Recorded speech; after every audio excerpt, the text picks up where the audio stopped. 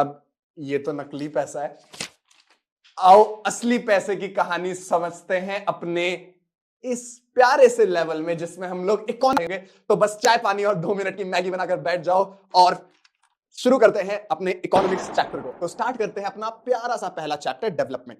तो डेवलपमेंट में हम लोग क्या पढ़ते हैं? हम लोग देखते हैं कि डेवलपमेंट का सही मतलब क्या है भाई, और डिफरेंट डिफरेंट लोगों के लिए डेवलपमेंट कैसा कैसा होता है। रियल लाइफ एग्जांपल से हम लोग देखते हैं कि भाई किसी के लिए कोई डेवलपमेंट क्या, किसी के लिए डिस्ट्रक्शन हो सकता है कि नहीं। ये सारी चीजें हम लोग इस पहले लेवल पर कंप्लीट कर रहे होंगे। तो चलो शुरू करते हैं। सबसे पहले तुम्हें एक इंपॉर्टेंट कॉन्सेप्ट याद रखना है कि different people have different notions of development. जो तुम्हारे लिए डेवलपमेंट है वो तुम्हारे पापा के लिए डेवलपमेंट नहीं होगा। तुम्हारे पापा के लिए होगा सैलरी में इंक्रीमेंट, तुम्हारे लिए डेवलपमेंट होगा अच्छे नंबर। ठीक है, सबके लिए अलग अलग है। Aspirations and desire and goals, क्योंकि ऐसा क्यों होता है? क्योंकि लोगों के एस्पिरेशंस अलग अलग होते हैं, लोगों के डिजायर्स अलग अलग होते हैं, लोगों के गोल्स अलग अलग होते हैं। तुम्हारे पापा के लिए क्या डेवलपमेंट हो जाएगा कि उनके जॉब ऑफिस में जाने वाली जो सड़क है वो अच्छे से बन जाए, उनके जो जॉब है उनमें उन्हें अप्रेजल मिले, उनकी पैसे में इंक्रीमेंट हो जाए, वो उनके लिए डेवलपमेंट है। और तुम्हारे लिए क्या है कि भाई तुम्हें अच्छे नंबर मिले, क्रश तुम्हें रिप्लाईज देना शुरू कर दे, वो सारी चीजें तुम्हारे लिए डेवलपमेंट होगी। वैसे ही किसी सब्जी वाले के लिए डेवलपमेंट होगा कि उसे सस्ते दामों में सामान मिल जाए और जो उसका सामान है वो बिक जाए, खराब होने से पहले, सड़ने से पहले सारी चीजें बिक जाए। तो यही है हमारा different notion of development for different people. और क्यों? क्योंकि सबके एस्पिरेशन गलत है, किसी को अलग अलग है, किसी को सब्जी बेचनी है, किसी को जॉब में अच्छा करना है, किसी को अच्छे नंबर लाने हैं, किसी को नंबर पाना है।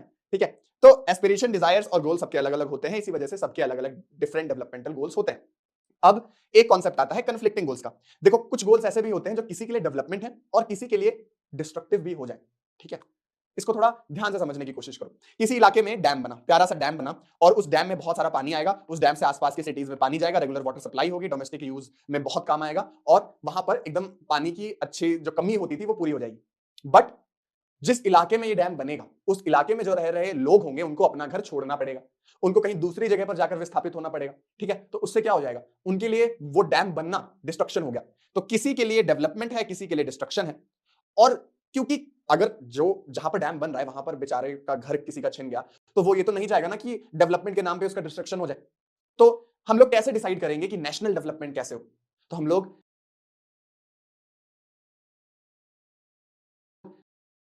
नेशनल डेवलपमेंट के लिए भी और पर्सनल इंडिविजुअल डेवलपमेंट के लिए भी मिक्स ऑफ गोल्स क्या है? देखो जब हम लोग नेशनल डेवलपमेंट कर रहे होते हैं तो हम लोग देखते हैं कि ज्यादा से ज्यादा लोगों को भला हो रहा हो, ज्यादा से ज्यादा लोगों को उससे बेनिफिट मिल रहा हो।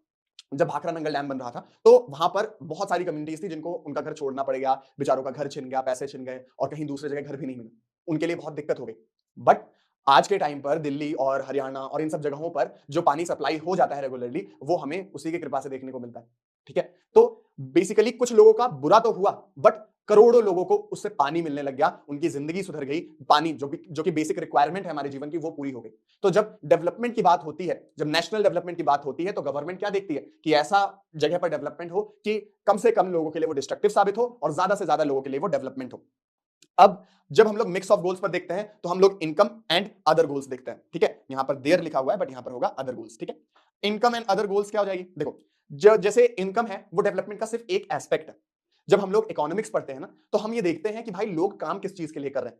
तो हमें पता चलता है कि लोग अपनी सिक्योरिटी के लिए भी काम कर रहे हैं, लोग अपने क्वालिटी ऑफ लाइफ को बेटर करने के लिए भी काम कर रहे हैं, लोग अपनी फैमिली की कंडीशन सही हो उसके लिए भी काम कर रहे हैं। तो जैसे अभी हम लोगों ने पढ़ा ना कि डिफरेंट एस्पिरेशन, डिफरेंट गोल्स होते हैं हर इंसान के, हर इंडिविजुअल के, डेवलपमेंट का मतलब अलग होता है। वैसे ही हमें यह पता चलता है कि जब कोई इंसान डेवलपमेंट के बारे में सोच रहा होता है तो सिर्फ मनी उसका एस्पेक्ट नहीं होता है, बल्कि ओवरऑल क्वालिटी ऑफ लाइफ बढ़ाने का उसका एस्पेक्ट होता है। ठीक है, यहां पर दो टर्म आते हैं इंपॉर्टेंट टर्म, जो है material things and non material things. ये तुम्हारे आंसर में 4 चांद लगा देंगे क्योंकि ये थोड़े कोर कॉन्सेप्ट के पॉइंट्स हैं। मटेरियल थिंग्स होते हैं कि ऐसे थिंग्स जिन्हें हम लोग पैसों से खरीद सकते हैं, जैसे कि लैंड हो गया, बिल्डिंग हो गया, फर्नीचर हो गया, पेन हो गया, पेंसिल हो गया, कार हो गई, एयरप्लेन हो गया, ये सारी चीजें पैसों से खरीदी जा सकती है। आज मेरे पास घर है, पैसा है, बैंक बैलेंस है, प्रॉपर्टी है, तुम्हारे पास क्या है? तो मेरे पास वो चीज है जो पैसे से खरीदी नहीं जा सकती, जो कि है मां। मतलब काफी चीजें ऐसी होती हैं जो हम पैसे से नहीं खरीद सकते। हम लोग फैमिली नहीं खरीद सकते, हम लोग फ्रेंड नहीं खरीद सकते, अच्छा रिलेशनशिप नहीं खरीद सकते, अच्छे पार्टनर्स नहीं खरीद सकते। अब तुम तो बोलोगे कि नहीं भैया, पैसे से तो किसी ने मेरा प्यार मुझसे छीन लिया, मैकडॉनल्ड्स ले जाके वो उसे खाना खिला रहा था और मेरे पास पैसे नहीं थे तो फिर मेरा प्यार मुझसे छीन गया। तो देखो लॉन्ग टर्म में जब तुम लोग देखोगे तो तुम्हें पता चलेगा कि जो रियल जो तुम्हारा पार्टनर होगा, जो तुम्हारी फैमिली होगी, वो बहुत इंपॉर्टेंट रोल प्ले करेगी। पैसे से ज्यादा, ठीक है। जरूर पैसा इन्वॉल्व होता है सभी चीजों को, क्वालिटी ऑफ लाइफ को बेटर करने के लिए, बट पैसा ही सारी चीज नहीं होता। सबसे पहले हमें चैप्टर यही समझा रहा है, इसका कोर यही है।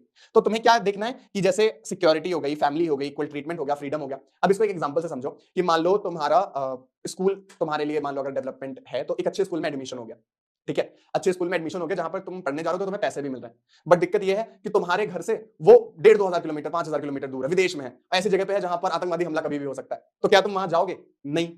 भले तुम्हें कितनी भी फैसिलिटीज मिल रही हो, कितना भी पैसा मिल रहा हो, क्या तुम वहां जाना प्रेफर करोगे? नहीं, ठीक है।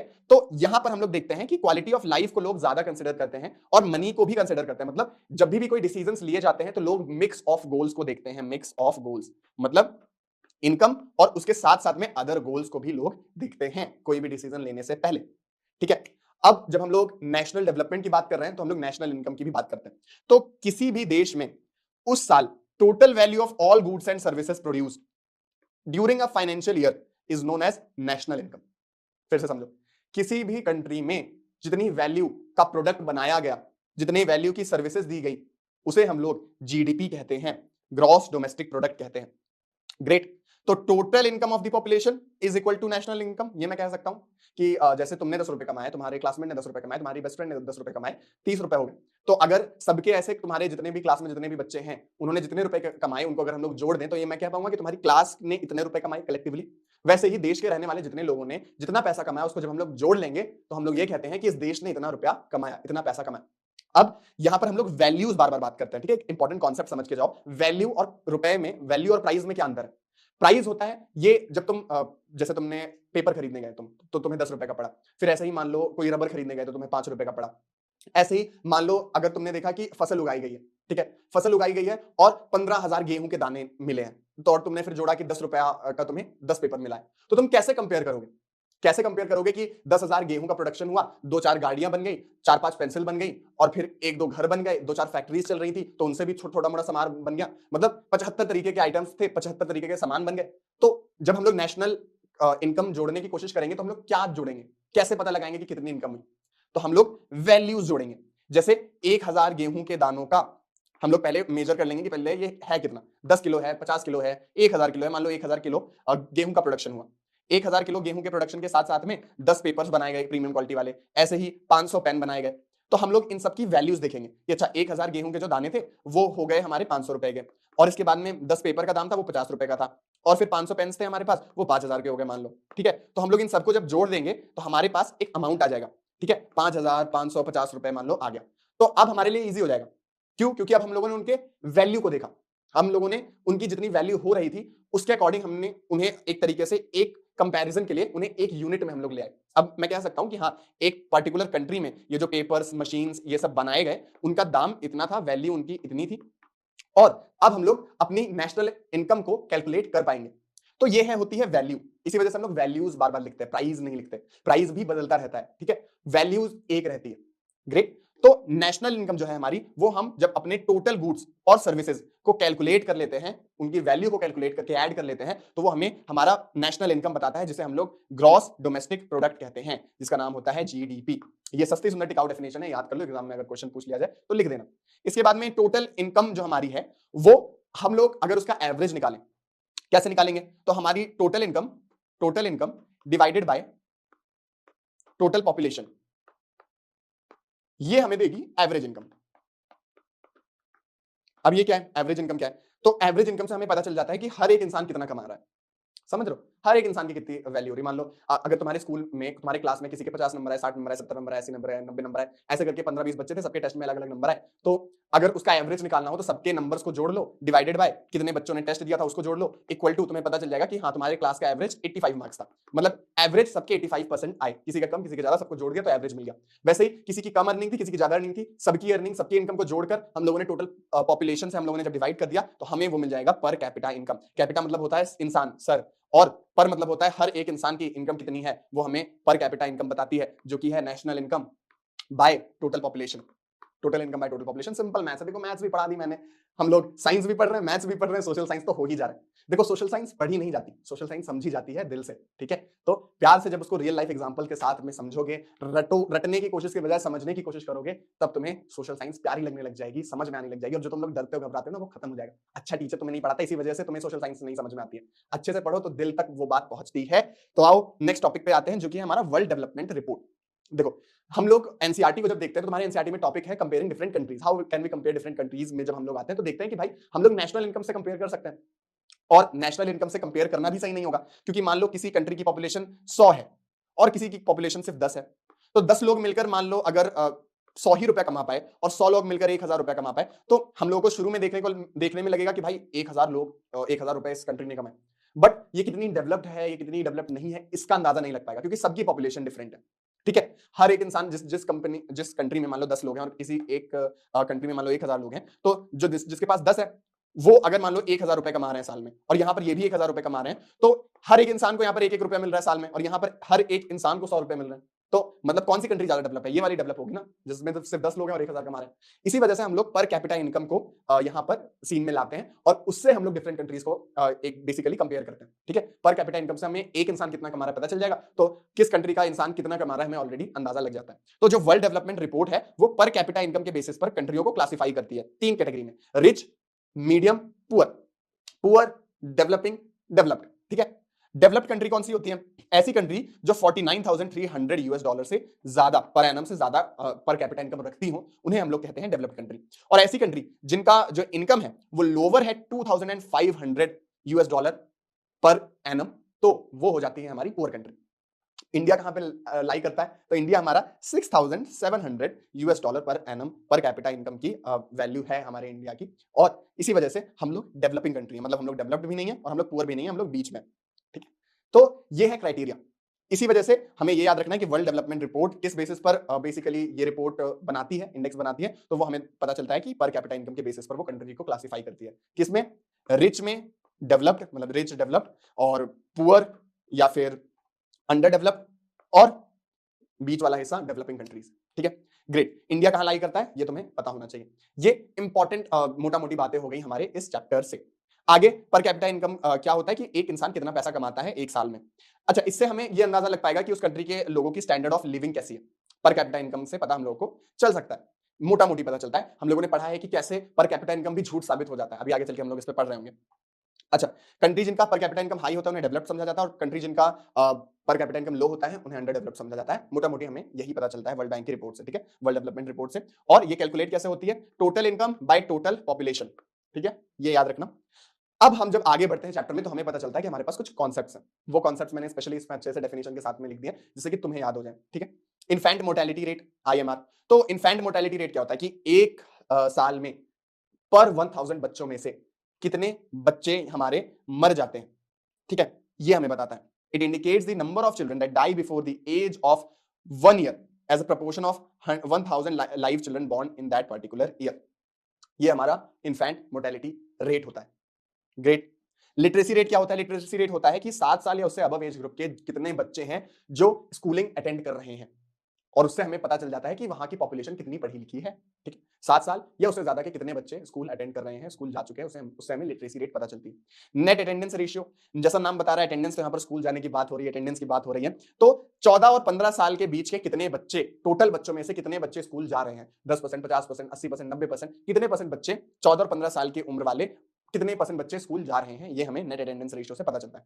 लाइफ एक्सपेक्टेंसी एट बर्थ मतलब होता है कि भाई अगर कोई बच्चा पैदा हुआ है तो पैदा होने के साथ में अगर कोई स्पेसिफिक कंडीशंस ना आ जाए तो उसकी लाइफ कितने समय तक एक्सपेक्ट की जा सकती है कि वो कितना लंबा जिएगा, उसे हम लोग कहते हैं लाइफ एक्सपेक्टेंसी एट बर्थ।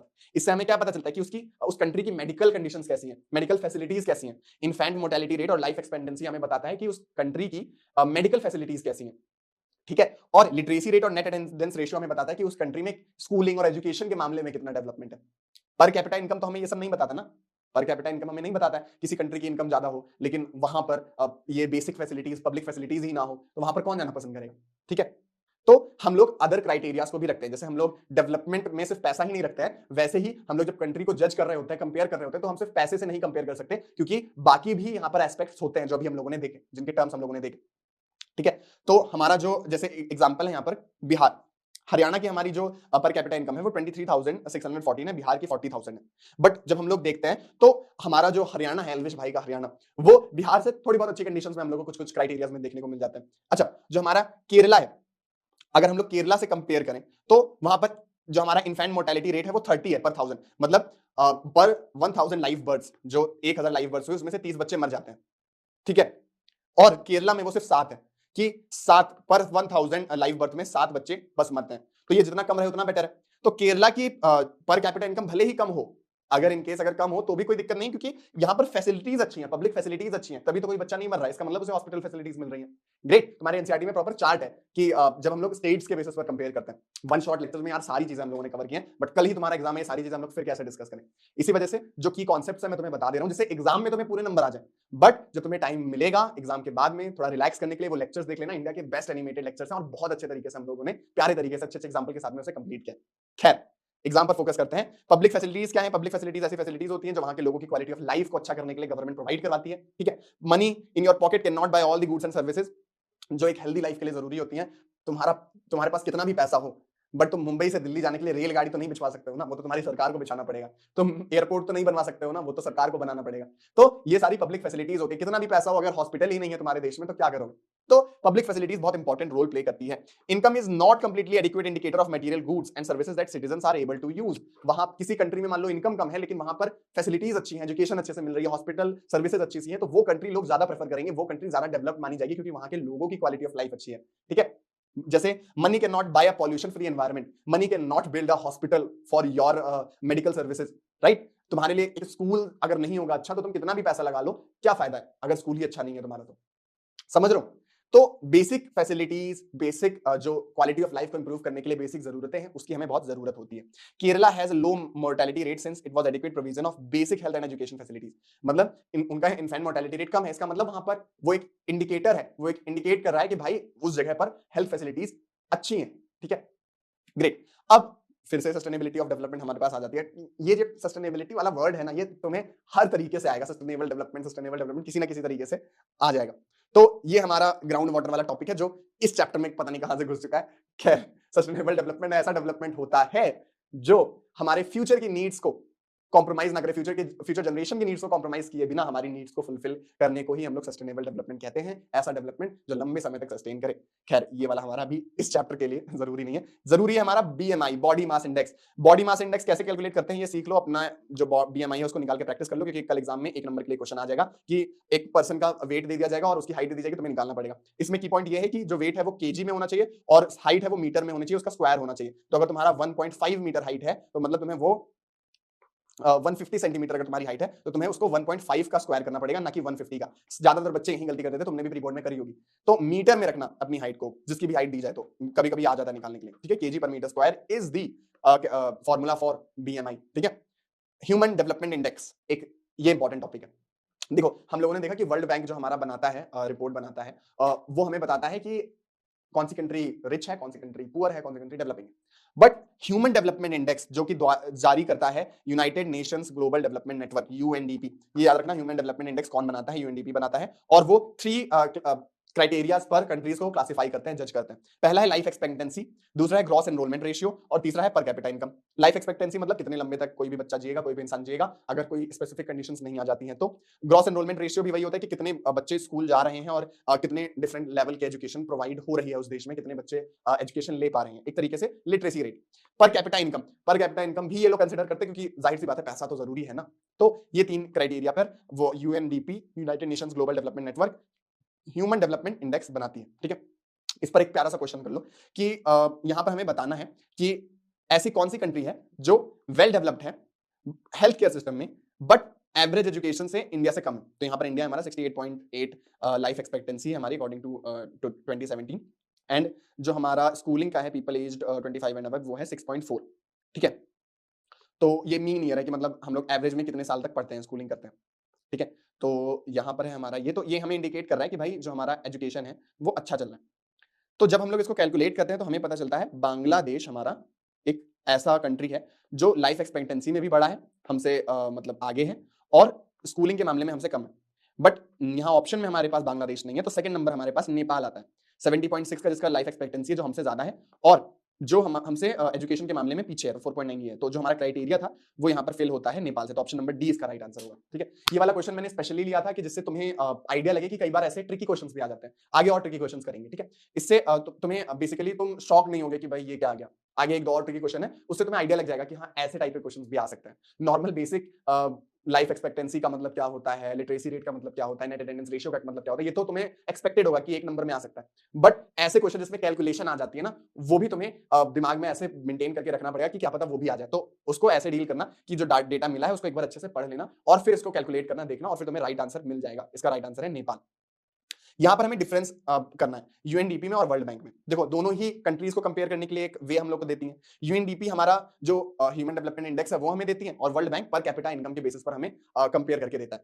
तो पहला तो डिफरेंस यही हो जाएगा। सेकंड पॉइंट ये होगा, यूएनडीपी हमारा जो क्लासिफिकेशन करती है वो रैंकिंग हमारी कर देती है, जिसे हम लोग ह्यूमन डेवलपमेंट इंडेक्स कहते हैं। उसमें हमें पता चल जाता है कौन सी कंट्री किस लेवल पर लाई करती है, और उनका जो क्लासिफिकेशन होता है वो किस पे होता है, लाइफ एक्सपेक्टेंसी पे होता है, ग्रॉस एनरोलमेंट रेशियो पे होता है, और उसके साथ साथ में पर कैपिटा इनकम को भी वो कंसीडर करते हैं। वर्ल्ड बैंक वाले बस पर कैपिटा इनकम को कंसीडर करते हैं। यहां पर एक एमएनसी वर्कर है, उन्होंने कंट्री ए को चूज किया। क्यों? क्योंकि इस कंट्री में जो पैसे का डिस्ट्रीब्यूशन है वो इक्वल है। बाकी कंट्री में कोई बहुत सारे अमीर हैं, बहुत सारे गरीब हैं, और कोई एक अमीर है। ठीक है, तो यहां पर हमारा ही has most equitable distribution of income. Option number B हमारा यहां पर सही हो जाएगा, क्योंकि ए इसी वजह से इंसान ने चूज किया कि यहां पर सबकी इनकम इक्वल है। Great, read the following data and question that follows and answers. Read the data and answer the question that follows. तो ये देखो, ये वाला ट्रिकी क्वेश्चन है। खैर वर्डिंग ट्रिकी नहीं थी, बट क्वेश्चन ट्रिकी है। हरियाणा में जो इन्फेंट मोर्टेलिटी रेट है वो 30% है। ठीक है, और हमसे पूछा गया है नेट एब्सेंस रेशियो। अब एब्सेंस रेशियो क्या होता है? तो देखो, नेट अटेंडेंस रेशियो का उल्टा ही एब्सेंस होगा। अगर अटेंडेंस जितनी भी है, जितने लोग अटेंड कर रहे हैं, मान लो 50% लोग अगर अटेंड कर रहे हैं, मतलब इसका मतलब ये भी तो है कि 50% लोग अटेंड नहीं कर रहे हैं, 50% लोग एब्सेंट है। तो यहां पर नेट एब्सेंस रेशियो हमसे पूछा गया है और हरियाणा का पूछा गया है, तो हमारा नेट एब्सेंस रेशियो हो जाएगा 600 माइनस 61 इज इक्वल टू 39। तो 39% हमारा राइट आंसर होगा। समझ में आया? मैथ सॉल्व करवा रहा हूं तुम्हें। देखो सोशल साइंस पढ़ाते पढ़ाते मैथ हम लोग सॉल्व करने लग गए। खैर, अब आते हैं अपने नेक्स्ट टॉपिक पर। मोहल्ले में लड्डू बंटवा दो कि पहला टॉपिक, पहला चैप्टर तुम्हारा कंप्लीट हुआ। अब नेक्स्ट लेवल पर आते हैं, सेक्टर्स ऑफ इंडियन इकोनॉमी पर। तो चलो स्टार्ट करते हैं अपना sectors of Indian economy. Start करते हैं। सबसे पहले हमें प्राइमरी सेकेंडरी टर्शरी सेक्टर देखना है। प्राइमरी सेक्टर क्या होता है? एग्रीकल्चर, डेयरी, फिशिंग, फॉरेस्ट्री वाले प्रोडक्ट जो कि हम लोग अपने प्राइमरी रिसोर्सेज को एक्सप्लॉइट करके जो हम लोग गुड्स प्रोड्यूस करते हैं, उसे हम लोग कहते हैं प्राइमरी सेक्टर। इसमें गुड नया नया प्रोड्यूस होता है। जैसे एग्रीकल्चर में हम लोगों ने सामान उगाया वो नया नया है, डेयरी में दूध हमें मिला, ऐसे ही फिशिंग में मछलियां हमें मिली, ठीक है, फॉरेस्ट्री में लकड़ियां हमें मिली। सेकेंडरी में हम लोग क्या करते हैं? सेकेंडरी में हम लोग उसमें ऐसे इंडस्ट्रीज घुसाकर कुछ नए नए प्रोडक्ट बना लेते हैं। तो अपने प्राइमरी प्रोडक्ट को मॉडिफाई करके एक फाइनल गुड में बनाने के लिए हम लोग सेकेंडरी सेक्टर का इस्तेमाल करते हैं। इसी वजह से इसे इंडस्ट्रियल सेक्टर भी कहा जाता है। इसको हम लोग एग्रीकल्चर एंड रिलेटेड सेक्टर बोलते हैं। ठीक है, इनका दूसरा नाम, निकनेम इनका यही है। सेकेंडरी सेक्टर को हम लोग क्या कहते हैं? इंडस्ट्रियल सेक्टर, क्योंकि यहां पर इंडस्ट्रीज इन्वॉल्व होती हैं। प्राइमरी प्रोडक्ट से फाइनल गुड्स बनाते हैं हम लोग इस सेक्टर में, सेकेंडरी सेक्टर में। टर्शरी सेक्टर में कोई भी नया सामान नहीं प्रोड्यूस होता है। हमारा जो पुराना सामान है उसी को हम लोग इधर से उधर करते हैं, कोई सर्विस प्रोवाइड करते हैं। जैसे कि टीचिंग हो गया, जैसे मैं तुम्हें कोई प्रोडक्ट तो नहीं दे रहा हूं ना, मैं तुम्हें एक सर्विस प्रोवाइड कर रहा हूं कि तुम्हें पढ़ा दे रहा हूं। ऐसे ही जब तुम लोग मूवी देखने जाते हो तो कोई कुछ लेकर थोड़े आते हो, तुम एक बस सर्विस लेकर आते हो, मूवी देख कर आते हो। ठीक है, एक एक्सपीरियंस लेकर आते हो। तो जब सर्विसेज का लेन देन हो रहा होता है तो हम लोग उसे टर्शरी सेक्टर में काउंट करते हैं। ठीक है, अब यहां पर है जो हमारा प्राइमरी सेक्टर है और जो हमारा सेकेंडरी सेक्टर है और जो हमारा टर्शरी सेक्टर है, इन तीनों के वैल्यूज को अगर हम लोग मिला दें तो उससे हमें हमारे कंट्री का जीडीपी मिल जाएगा। ठीक है, और जीडीपी हमें बताता है कि उस कंट्री की इकोनॉमी कितनी बड़ी है। ठीक है, अब यहां पर एक बात ध्यान रखने की ये है कि जो इकोनॉमिस्ट है हमारे, वो सजेस्ट करते हैं कि value of final goods and services को ही रखना। इसको समझने के लिए एक छोटा सा एग्जांपल समझो कि मान लो तुमने एक जैसे एक कंपनी ने आटा लिया, आटा उन्हें 10 रुपए का पड़ा। ठीक है, उस आटे को उन्होंने गूंथा और फिर उन्होंने डो बना लिया, और डो फिर उन्होंने बेचना शुरू किया। तो उन्होंने जब बेचा तो उसे 15 रुपए का बेचा, मतलब 10 रुपए का तो उनका लागत ही था, उनका कॉस्ट ही था। फिर उन्होंने इसमें अपना वर्किंग और प्रॉफिट मिला के 15 रुपए में बेचा। फिर उस डो को किसी ने खरीदा, एक फैक्ट्री वाले ने खरीद के उससे बिस्किट्स बना दिए, और बिस्किट्स बनाकर उसको प्रॉपर पैक करके उसने उसका प्राइस 20 रुपए कर दिया। 20 रुपए करके उसने उसको ट्रांसपोर्टेशन में भेजा, और दुकान में एक आउटलेट में, किसी एक अच्छी सी ग्रोसरी शॉप में, किसी मॉल में उसने उस बिस्किट को भेज दिया। तो जब वो फाइनली वो बिका तो उसकी एमआरपी थी 25 रुपए। ठीक है, तो जब हम लोग अपनी जीडीपी कैलकुलेट कर रहे होंगे, तो अगर हम लोग कैलकुलेट करते हैं सभी पैसों को, तो 10 रुपए खरीदा गया, 15, 20, 25, तो हम लोगों को करीब यहाँ पर मैथ्स अगर हम लोग लगाएं तो हमें 25 ये हो जाएगा, 50, 70 रुपए का हमें यहाँ पर बेसिकली ट्रांजैक्शन देखने को मिलेगा। बट 70 रुपए का तो प्रोडक्ट ही नहीं सेल हुआ ना, समझ रहे हो? जो हमारा फाइनल गुड्स की वैल्यू आई वो 25 ही रुपए थी। जब हम लोग जोड़ रहे हैं इसे तो हम एक वैल्यू को कई बार कैलकुलेट कर रहे हैं। जैसे कि जो हमारा ये 25 रुपए है ना, इसी में हमारा ये 20 रुपए, 15 रुपए और 10 रुपए और इस बेचने वाले का प्रॉफिट दोनों जुड़ा हुआ है। तो जो हमारा फाइनल दाम है, जो तुम्हारी एमआरपी रहती है, उसमें उस प्रोडक्ट को स्क्रैच से बनाने से लेकर फाइनल प्रोडक्ट तक लाने में जितनी भी लागत लगी, सबका दाम उसमें इंक्लूडेड रहता है। एमआरपी अगर 25 रुपीज है तो उसको बनाने में बस 25 रुपीज ही लगे हैं। उसको बनाने की लागत प्लस प्रॉफिट मिलाकर जो एमआरपी है बस उतना ही लगा है। जब हम उसे बार बार कैलकुलेट करेंगे तो उससे क्या होगा, जो हमारी वैल्यू है वो हमें गलत मिलेगी। अभी देखो ऐसे 70 रुपए में मिली, बट जो टोटल वैल्यू का सामान बना है वो तो सिर्फ 25 रुपए का ही बना है ना। खैर, ये बहुत बड़ा कॉन्सेप्ट था जिसे मैंने बहुत ही कम शब्दों में समझाने की कोशिश की है। तुम यूट्यूब पर वन शॉट लेक्चर देख सकते हो, फ्री में ही डला हुआ है, उससे तुम्हें पता चल जाएगा, क्योंकि इंडिया के बेस्ट एनिमेशन के साथ में हम लोगों ने उसे कंप्लीट कर रखा है। ठीक है, तो उसको देख सकते हो। अगर टाइम नहीं है तो कोई बात नहीं, अगर नहीं समझ में आया तो बस ये रखो कि जो फाइनल गुड्स की वैल्यू होती है, फाइनल सर्विसेज की वैल्यू होती है, बस हम लोग उसी को ही काउंट करते हैं। ठीक है, ग्रेट। इंटरमीडिएट गुड्स की वैल्यू काउंट करने से हमें जो कैलकुलेशन मिलेगी वो गलत मिलेगी। Great. Importance of tertiary sector देखो, जो हमारी टर्शियरी सेक्टर है उसमें आता है hospital, educational institutions, telegraph services, police station, ये सारी चीजें हमारी टर्शियरी सेक्टर में आती हैं। तो किसी भी कंट्री में जो टर्शियरी सेक्टर है वो ये बताएगी हमें कि वहां पे क्वालिटी ऑफ लाइफ कैसी है, क्योंकि जब इंसान बेसिक रिक्वायरमेंट पूरी कर लेता है तब वो मूवी देखने जाता है, तब वो सर्विसेज पे पैसा खर्च करता है। ठीक है, और due to demand in income levels there is rise in demand for more services. जब लोगों के पास पैसा आ गया तो घर पे वो रोटी सब्जी चावल दाल खाने के बजाय रेस्टोरेंट में जाकर, 5 स्टार होटल में जाकर पास्ता खा रहे हैं, पिज्जा खा रहे हैं।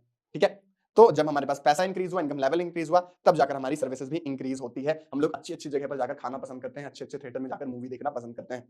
ठीक है, ये तो था हमारा जीडीपी और प्राइमरी सेकेंडरी टर्शरी सेक्टर, अच्छे से समझ में आ गया होगा तुम्हें। अब आते हैं हम लोग अंडर एम्प्लॉयमेंट में। ये वाला टॉपिक काफी इंपॉर्टेंट टॉपिक है क्योंकि इससे क्वेश्चन डायरेक्टली बन जाएगा। रूरल इंडिया और अर्बन इंडिया, ये जो दो हमारा इलाका है, ठीक है, वहां पर हम लोग देखते हैं कि एक टाइप की चीज हमें देखने को मिलती है जिसका नाम है अंडर एम्प्लॉयमेंट। अंडर एम्प्लॉयमेंट को ही डिस्गाइज्ड एम्प्लॉयमेंट कहते हैं। इस टाइप के एम्प्लॉयमेंट में जो हमारा व्यक्ति है, जो हमारा इंडिविजुअल है, वो लगता तो है कि वो काम कर रहा है, बट असली में वो काम नहीं कर रहा होता है। जैसे कि एक फैमिली है जो खेती करती है, उस फैमिली में 5 लोग हैं, वो खेती करते हैं, और मान लो 100 किलो गेहूं उगाते हैं। अब अगर उनमें से 2-3 लोग अगर कहीं चले भी जाए ना, तो भी जब वो खेती करके फाइनल प्रोडक्ट निकालेंगे तो वो 100 केजी का ही होगा। एक तुम्हारे एनसीईआरटी में एक स्टोरी है जिसमें एक फैमिली के 5 लोग रहते हैं और एक आदमी चला जाता है, फिर भी आउटपुट उतना ही रहता है। इसका मतलब वो आदमी कर क्या रहा था, वो दिख तो रहा था काम कर रहा है, बट उसका जो पोटेंशियल है वो फुल पोटेंशियल पर काम नहीं कर पा रहा है। ये होती है डिस्गाइज्ड अनएम्प्लॉयमेंट। और यहाँ पर जो हमारी रूरल इंडिया, रूरल एरिया है, वहां पर हम लोगों को जो खेती है उस पर्सपेक्टिव से हम लोग को देखने को मिलता है अनएम्प्लॉयमेंट। और अर्बन एरियाज में हमें देखने को मिलता है कि तुम अपने जब घर से बाहर निकलो तो बलून बेचने वाले हो गए, रिक्शा पुलर्स हो गए, वो बेचारे दिन भर लगे तो रहते हैं बट उनकी अर्निंग नहीं हो पाती है। दिन भर कहने को तो वो एम्प्लॉयड है बट उनकी अर्निंग नहीं हो पाती है। तो वो भी है एक तरीके का अंडर एम्प्लॉयमेंट, डिस्गाइज्ड एम्प्लॉयमेंट। ठीक है, इसको सही करने के लिए गवर्नमेंट क्या कर सकती है, गवर्नमेंट लिटिल लिटिल चेंजेस कर सकती है। लिटिल लिटिल चेंजेस ही तुम्हारा है ब्रह्मास्त्र इसको समझने का। Little, L for loan. Bank अगर लोन प्रोवाइड करे तो लोग अपने स्टार्टअप्स कर सकते हैं, लोग अपने छोटे मोटे बिजनेस स्टार्ट कर सकते हैं। ठीक है, उससे उनकी ये अंडर एम्प्लॉयमेंट वाली दिक्कत खत्म हो जाएगी, कम हो जाएगी। जैसे रिक्शा पुलर अंकल को अगर पैसे मिल जाए, लोन मिल जाए बिना कोलैटरल के, या फिर अच्छे रीजनेबल टर्म्स में मिल जाए, तो वो एक अच्छा ऑटो खरीद सकते हैं, या फिर वो अच्छी टैक्सी खरीद सकते हैं, अच्छा एक छोटा सा कार खरीद सकते हैं, जिससे उन्हें हाई रेवेन्यू चांसेस मिले। ठीक है, समझ लो। तो जब बैंक्स अगर हमें लोन प्रोवाइड करवाएंगे तो उससे हमारी जो फैसिलिटीज है वो बढ़ जाएंगी, अपॉर्चुनिटी बढ़ जाएगी, और जो हमारी जो ये एम्प्लॉयमेंट, अंडर एम्प्लॉयमेंट वाली दिक्कत है वो कम होगी। आई से इरिगेशन, जो इरिगेशन फैसिलिटीज है वो अगर बढ़ जाए, ठीक है, एक खेत में पानी डालने के लिए 5 लोग लगते थे, अच्छी इरिगेशन फैसिलिटीज आएगी तो 1 ही 2 लोगों की जरूरत पड़ेगी, तो बाकी लोग फ्री हो जाएंगे। समझ लो, तो अंडर एम्प्लॉयमेंट वाली दिक्कत यहां से भी दूर हो जाएगी, क्योंकि इससे एग्रीकल्चरल प्रोडक्टिविटी बढ़ेगी और एक्सेसिव लेबर की कम जरूरत पड़ेगी। ट्रांसपोर्टेशन फैसिलिटीज सही हो जाए तो उससे भी हमारा मार्केट जाना, रॉ मटेरियल लाना, ये सारी चीजें हमारे लिए इजी हो जाएंगी। टर्शरी सेक्टर स्ट्रांग होगा, वहां पर अलग अलग टर्शरी लेवल पर अगर एम्प्लॉयमेंट जनरेट होगी तो लोग सर्विसेज प्रोवाइड कर पाएंगे। ठीक है, हेयर सैलून्स, जैसे अगर किसी भी जगह पर अच्छी सर्विसेज मिल रही है, हेयर सैलून्स है, अच्छा स्कूल है, अच्छी इंडस्ट्रीज, अच्छी फैक्ट्री सेटअप हो रखी है, वहां पर जो लोग काम करने जा रहे हैं उनको भी तो एम्प्लॉयमेंट मिल रहा है, उनको भी तो एक नए तरीके का एम्प्लॉयमेंट मिला। अगर गांव में अगर एक इंडस्ट्री आ जाएगी तो लोगों को एक अलग टाइप का एम्प्लॉयमेंट मिलेगा, तो सेकेंडरी और टर्शरी सेक्टर में भी लोग काम करने जाएंगे, तो टर्शरी सेक्टर की ग्रोथ से ये चीजें सही होगी। इंडस्ट्रीज को हम लोगों को रूरल एरियाज में लोकेट करना चाहिए, जिससे ये एग्रीकल्चर पे ही लोग डिपेंडेंट ना रहे, लोग इंडस्ट्रीज में भी काम करें, वहां पर भी एम्प्लॉयमेंट जनरेट हो। एजुकेशन पहुंचाना चाहिए, एजुकेशन मिलेगा तो वो टर्शरी सेक्टर में ज्यादा एनरोल हो पाएंगे, समझ पाएंगे, ठीक है, सर्विसेज का लेन देन वो कर पाएंगे, और इनफैक्ट उन्हें जॉब अपॉर्चुनिटीज ज्यादा मिलेंगी। तो ये लिटिल लिटिल चेंजेस करते ही हमारी ये जो डिस्गाइज्ड एम्प्लॉयमेंट या फिर अंडर एम्प्लॉयमेंट वाली दिक्कत है वो हो जाएगी स्वाहा। ठीक है, तो ये तुम्हें दिमाग में रखना है। अब एक और कॉन्सेप्ट आता है ऑर्गेनाइज्ड और अनऑर्गेनाइज सेक्टर का। इसके पॉइंट्स को याद करवाने के लिए एक और ब्रह्मास्त्र तुम्हें दे देता हूं, जो कि है एसएमएस फॉर लीव। जो ऑर्गेनाइज सेक्टर के लोग होते हैं वो एसएमएस करते हैं छुट्टी के लिए, तो है एसएमएस फॉर लीव। ये क्या है? एस से है सैलरी। तो जो हमारी ऑर्गेनाइज सेक्टर होती है ना, ऑर्गेनाइज सेक्टर, वो रेगुलर मंथली पेमेंट उन्हें मिलता है। जो एम एम है मेडिकल अलाउंस, जो मेडिकल अलाउंस होता है वो हेल्थ बेनिफिट और फंड्स ये सब उन्हें मिल रहे होते हैं।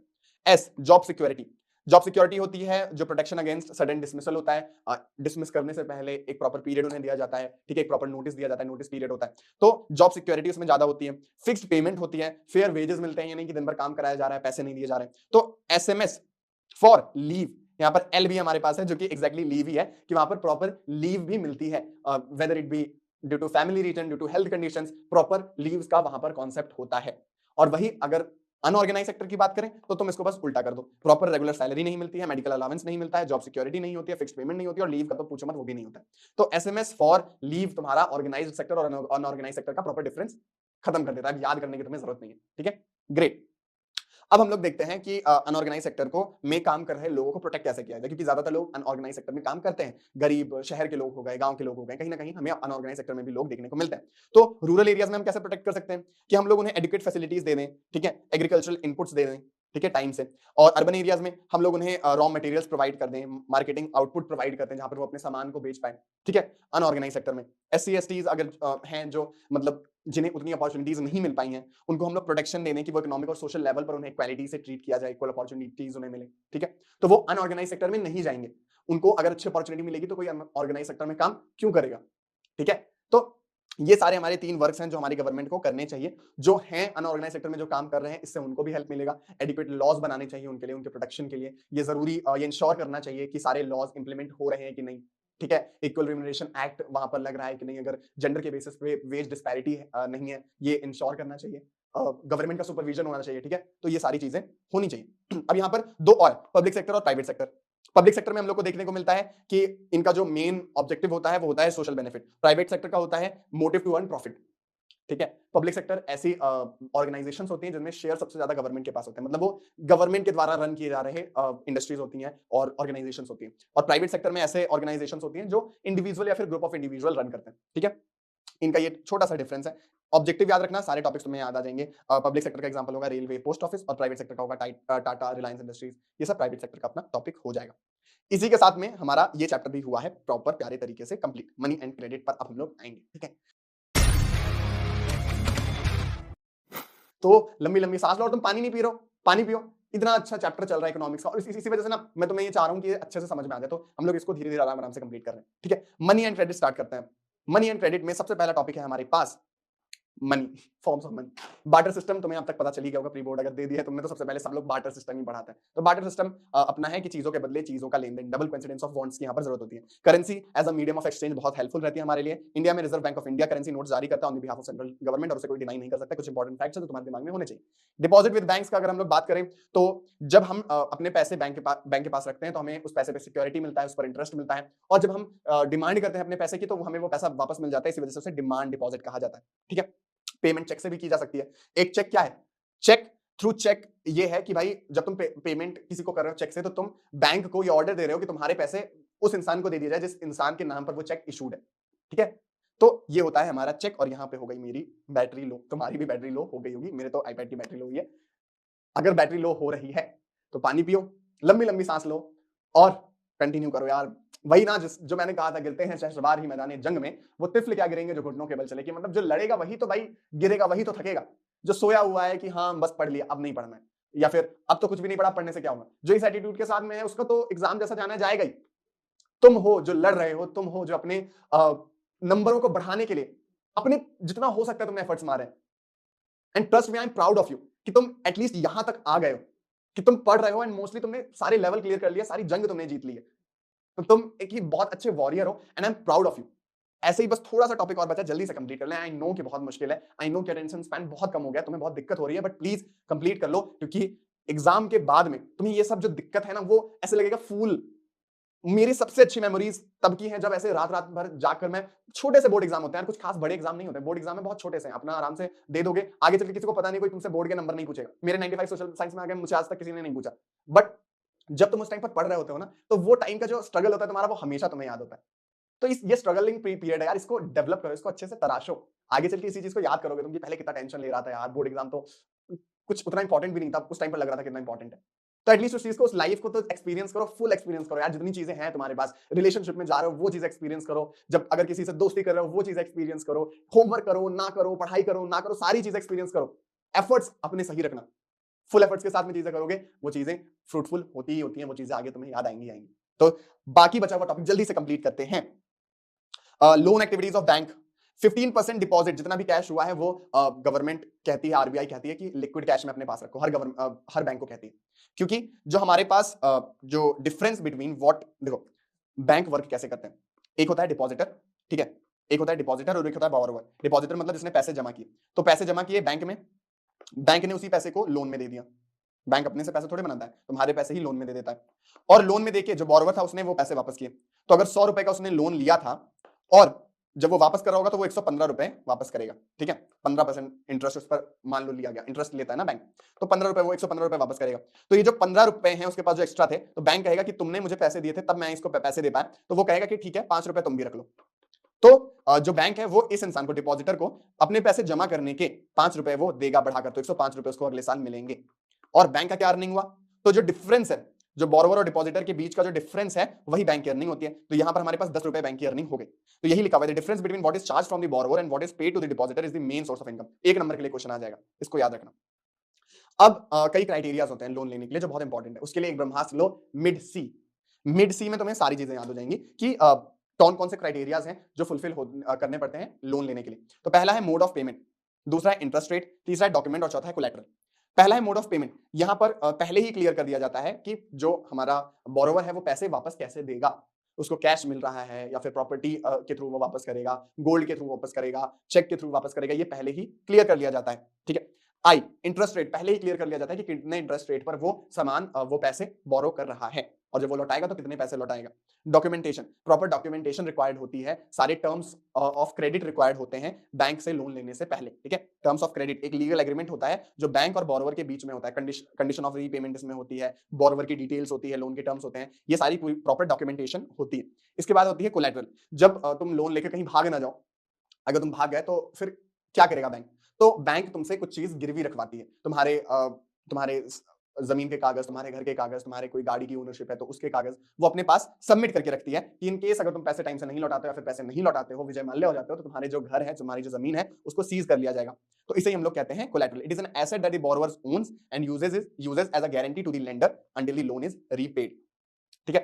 टू डिफरेंट क्रेडिट सिचुएशन हमारे सामने हैं। एक में है कि जब कोई इंसान बैंक से लोन लेता है और वो लोन उसके लिए फ्रूटफुल साबित होता है, जैसे तुमने जूते बनाने के लिए लोन लिया, क्योंकि तुमने 5000 जूते का ऑर्डर ले लिया था और तुम्हारे पास अभी इतने पैसे नहीं थे, तो तुमने लोन लेकर वो सारा जितना भी 5000 जूते का ऑर्डर था वो फुलफिल कर दिया, प्रॉफिट बना लिया और पैसे वापस रीपे कर दिया।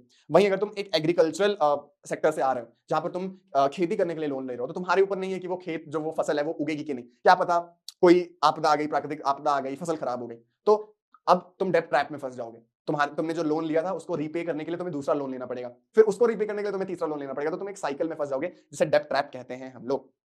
खैर, यहां पर क्वेश्चन है हमारे पास कि बताओ ये एक्स एंड वाई है क्या। तो एक्स है हमारा अकाउंट नंबर और वाई है हमारा चेक नंबर, ठीक है। यहां पर एक्स हमारा अकाउंट नंबर, ठीक है, तो हमारा सी यहां पर ऑप्शन सही होगा, ठीक है। एक्स एंड वाई, ये हमारा ऑप्शन नंबर सी इसका राइट आंसर होगा।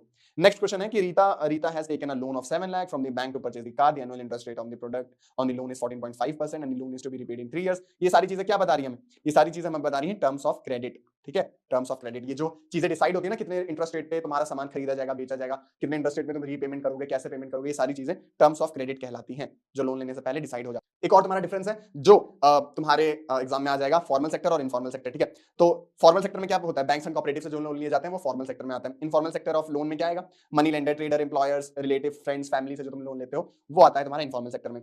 फॉर्मल सेक्टर ऑफ क्रेडिट को जो हमारे रिजर्व बैंक्स हैं, जो हमारा रिजर्व बैंक ऑफ इंडिया है, वो सुपरवाइज कर रहा होता है, देख रहा होता है कि हाँ कितना परसेंट का इंटरेस्ट रेट लिया जा रहा है, गलत तरीके से वापस रीपेमेंट तो नहीं की जा रही है, वापस कोई एक्सप्लॉइटेशन तो नहीं हो रही है। वहीं जो हमारी इनफॉर्मल सेक्टर है उसमें कोई सुपरविजन नहीं होता है, तो किसी भी तरीके से रीपेमेंट हो, इलीगल तरीके से रीपेमेंट हो, इसका कोई सुपरवाइज नहीं कर रहा होता है। इसके साथ साथ में जो हमारा बैंक है वो आरबीआई इंश्योर करता है कि सिर्फ अमीर पूंजीपति लोगों को ही ना दे, बल्कि गरीब small cultivator, small scale industries को भी वो लोन दे रहा हो। यहाँ पर जो हमारा एसबीआई क्योंकि सुपरवाइज नहीं कर रहा है, तो यहाँ पर कोई लिमिट नहीं होती, जिसको मन करे वो लोन दे रहा है, नहीं दे रहा है, कोई रिकॉर्ड नहीं यहाँ पर रखा जाता है, ट्रांजैक्शन का रिकॉर्ड नहीं रखा जाता है, सब मुंहजबानी होता है कि हाँ तुमने बोल दिया तो ठीक है। आगे चल के कोई नकार दे कि मैंने तो पैसे दिए ही नहीं वापस, ऐसे करके कोई कह दे कि मुझे तो पैसे मिले नहीं, तो उसका कोई फिर गारंटी नहीं है। यहाँ पर सारी चीजें फॉर्मली होती हैं विद प्रॉपर डॉक्यूमेंटेशन, ठीक है। किस इंटरेस्ट रेट पे होगा, सारी टर्म्स ऑफ क्रेडिट पहले ही डिसाइड होती हैं, प्रॉपर इंटरेस्ट रेट डिसाइड होता है। और यहाँ पर जो इन्फॉर्मल सेक्टर वहां पर प्रॉपर इंटरेस्ट रेट इस तरफ डिसाइड नहीं होता है, अनफेयर मीन से पैसे लिए जा सकते हैं, इलीगल तरीके से, ये सारी चीजें हो सकती हैं, ठीक है, क्योंकि किसी का सुपरविजन नहीं है, गवर्नमेंट का सुपरविजन नहीं है। फॉर्मल सेक्टर ऑफ लोन में गवर्नमेंट का सुपरविजन होता है। यहाँ पर एक क्वेश्चन भी हमारे पास में है कि deposits with the bank are beneficial to the depositor as well as the to the nation, examine the statement. तो इसमें भी तुम थोड़ा दिमाग लगाओगे तो तुम्हें पता चलेगा कि जो डिपॉजिटर पैसे जमा करता है तो उसका पैसा सेफ रहता है, सिक्योर रहता है, उसको इंटरेस्ट मिल रहा होता है, ठीक है। तो ये सारी उसकी बेसिकली उसके लिए बेनिफिट्स हैं। बट नेशन के लिए क्या बेनिफिट हो जाता है, क्योंकि जब वो नेशन के लिए अपना सामान, मतलब जब वो पैसे जमा करता है बैंक में, तो बैंक उस पैसे का इस्तेमाल करता है लोन देने के लिए, ठीक है। तो जिसको पैसे की जरूरत पड़ती है उस देश में, वो लोन ले लेता है। तो जब काफी लोग पैसे डिपॉजिट करते हैं तो ज्यादा लोन लिए जाते हैं, और लोन लेके आदमी क्या करता है, कुछ ना कुछ बनाता है, कुछ ना कुछ बिल्ड करता है, कुछ ना कुछ खरीदता है, कुछ ना कुछ ट्रांजैक्शन होता है। तो उससे क्या होता है, हमारी इकोनॉमी में कंट्रीब्यूट होता है। कोई स्टार्टअप कर रहा है तो उससे हमारी इकोनॉमी में कंट्रीब्यूशन होगा, हमारा नेशन डेवलप करेगा। तो यही था इस क्वेश्चन में, ये भी थोड़ा अजीब सा क्वेश्चन था, इसी वजह से मैंने इसको रखा हुआ है। Imagine yourself to be Ashok, a member of a women self-help group. Analyze the way through which your group provides loan to the members. तो बेसिकली पहले तो अशोक तुम वुमेन सेल्फ हेल्प ग्रुप में क्या कर रहे हो, यहाँ पर सेल्फ हेल्प ग्रुप कैसे काम करता है तुम्हें वर्किंग बतानी है कि 15 से 20 मेंबर्स होते हैं, 25 से 100 रुपया सब लोग अपने हिसाब से जमा करते हैं। Member small group loan group से ही ले सकता है। जब वो लोग जमा करते हैं तो फिर वो लोग बैंक से लोन लेने के लिए एलिजिबल हो जाते हैं 1-1.5 साल, जब वो लोग अच्छे से वर्किंग कर लेते हैं अपने सेल्फ हेल्प ग्रुप की। तो अगर उन्हें पैसे चाहिए होंगे तो वो अशोक ग्रुप से भी ले सकते हैं या फिर बैंक से भी ले सकते हैं, ठीक है। तुमको वो प्रॉपर एक स्टेप सारे लिखने पड़ेंगे सेल्फ हेल्प ग्रुप के। तो ये बेसिकली सेल्फ हेल्प ग्रुप की वर्किंग, सेल्फ हेल्प ग्रुप के बारे में पूछने वाला क्वेश्चन है जो मुखौटा पहन के रखा है ये सिचुएशन का। खैर, इसी के साथ अपना ये वाला चैप्टर होता है कंप्लीट। अब स्टार्ट करते हैं ग्लोबलाइजेशन। ग्लोबलाइजेशन यार कैची चल गई अपने ग्लोबलाइजेशन पर। पहले बहुत बड़ा चैप्टर था, अच्छा चैप्टर था, प्यारा चैप्टर था, काट के छोटा कर दिया गया। इसमें तुम्हें बस एमएनसीज के बारे में पढ़ना है। तो देखो, जो हमारा वर्ल्ड है वो इंटरचेंज कर रहा है, सामान का, व्यूज का, प्रोडक्ट का, आइडियाज का, कल्चर का, सब चीजों का यहाँ पर लेन देन हो रहा है। उसको बढ़ाने के लिए, उसको प्रोपोगेट करने के लिए अभी के टाइम पर एमएनसीज उसका बहुत बड़ा एक फैक्टर। मल्टीनेशनल कॉर्पोरेशन, ऐसी कंपनियां जो अलग अलग देशों में अपना कारोबार करती हैं।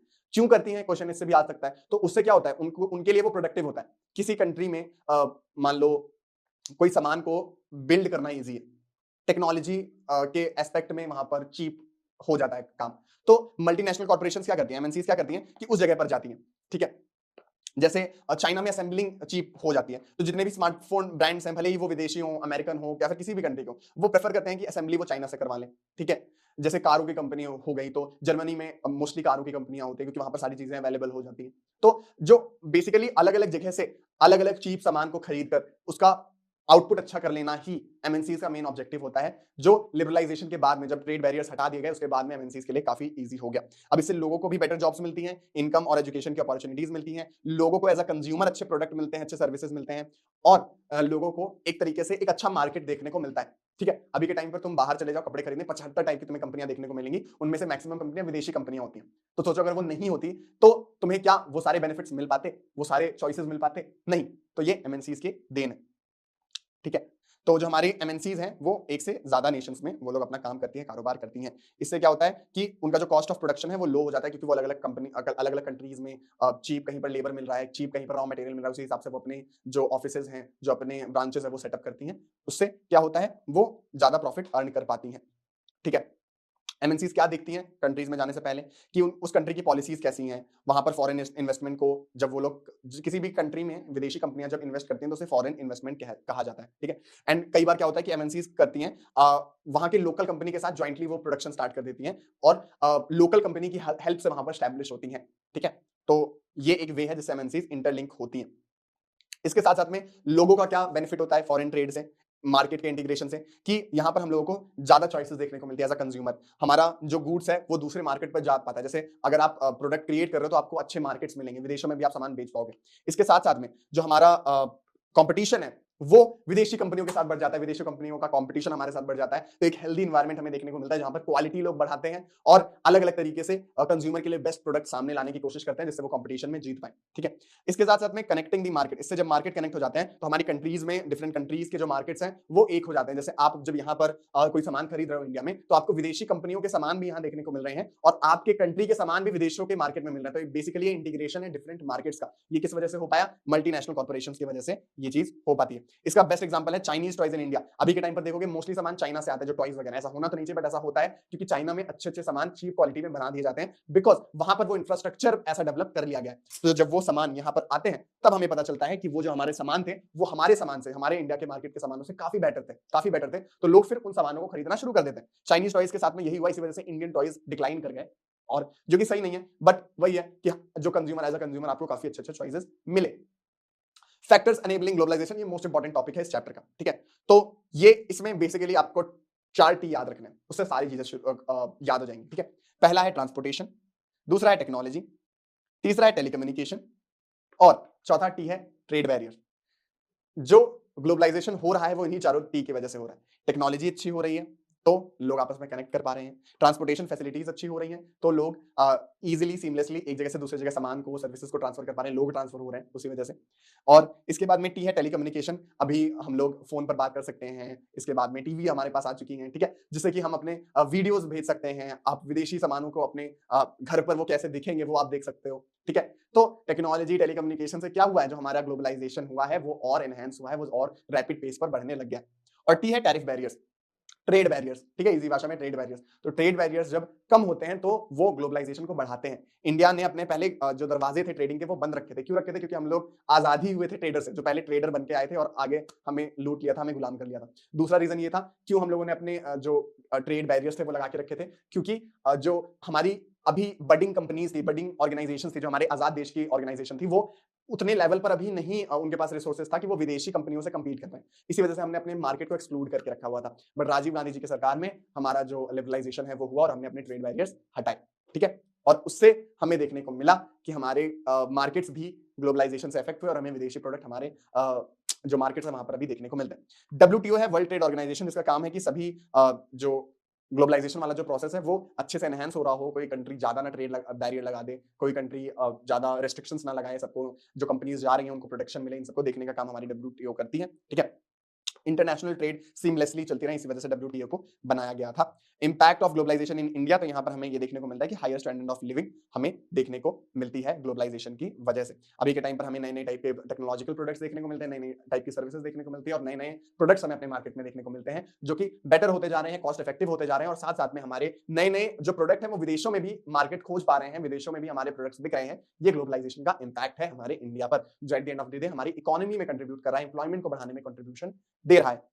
इसी के साथ में हमारा ये भी लेवल होता है कंप्लीट और इसी के साथ में हम लोग फाइनली अपने सारे लेवल्स कर चुके हैं कंप्लीट। सोशल साइंस का लेवल हमारा हो गया है कंप्लीट। अब आओ चलते हैं अपने नेक्स्ट स्टेज पर और खत्म कर देते हैं पूरे क्लास 10th के सिलेबस को। This is your educator Narendra Pathak signing off and मिलते हैं किसी नेक्स्ट स्टेज पर। जाओ और वहां पर भी झंडे गाड़ो।